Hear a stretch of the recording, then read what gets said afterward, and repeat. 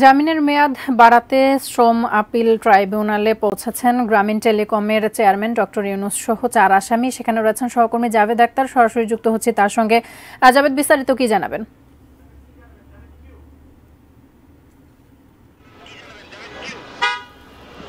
তাসফি, আপনি জানেন যে ডক্টর মোহাম্মদ ইউনূস, যিনি গ্রামীণ টেলিকমের চেয়ারম্যান, এবং শ্রম আইন লঙ্ঘনের অভিযোগে তার বিরুদ্ধে মামলা করা হয় এবং এই মামলাতে এই বছরের 1 জানুয়ারি তৃতীয় শ্রম আদালতের যিনি বিচারক মেরিনা সুলতানা, তিনি ডক্টর মোহাম্মদ ইউনূস সহ যিনি চেয়ারম্যান এবং ব্যবস্থাপনা পরিচালক আশরাফুল হাসান এবং দুজন পরিচালক নূরজাহান এবং শাহজাহান, তাদেরকে 6 মাসের কারাদণ্ড দিয়েছিলেন এবং একই সাথে 30,000 টাকা করে জরিমানা করেছিলেন। তো ওই দিন তাদেরকে জেলে যেতে হয়নি, কারণ হচ্ছে একই সাথে ওই দিন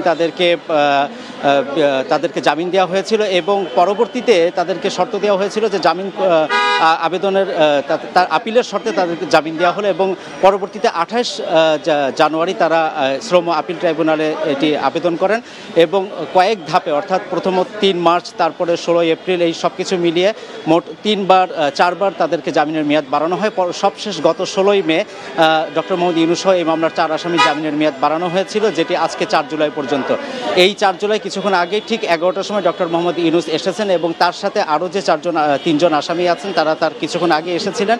এখন আজকে এটি শুনানি হবে। প্রথমত যেটি হবে সেটি হচ্ছে ডক্টর মোহাম্মদ ইউনূসের জামিনের যে মেয়াদ সেটি বাড়ানোর আবেদন করবেন এবং একই সাথে তার যে সাজা হয়েছে সেটির বিরুদ্ধে তারা যে আপিল করেছেন, ডক্টর মোহাম্মদ ইউনূসের পক্ষ থেকে যে আপিল করা হয়েছিল, সেটি আজকে শুনানি হওয়ার কথা রয়েছে।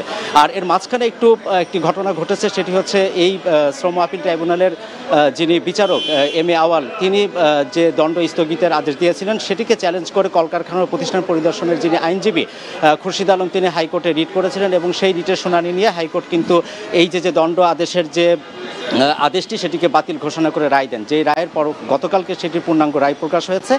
ডক্টর মোহাম্মদ ইউনূসের আইনজীবী আব্দুল্লাহ মামুন, তিনি আমাদেরকে জানিয়েছেন যে তারা রায়ের পূর্ণাঙ্গ কপিটা এখনো পর্যন্ত হাতে পাননি এবং তিনি অভিযোগ করেছেন যে দুদকের পক্ষ কলকারখানা প্রতিষ্ঠান পরিদর্শনের যারা আইনজীবী তারা আসলে গোপনে রায়টি প্রকাশ করেছেন। তো আজকে এটি শুনানি হবে। ইতিমধ্যে শ্রম আপিল ট্রাইব্যুনালের ভিতরে ডক্টর মোহাম্মদ ইউনূস আছেন এবং হয়তো জামিনের মেয়াদ বাড়ানো হবে এবং আপিল শুনানি আজকে শুরু হবে কিনা সেটি হয়তো আমরা কিছুক্ষণ পরেই জানতে পারবো। তাসফিয়া।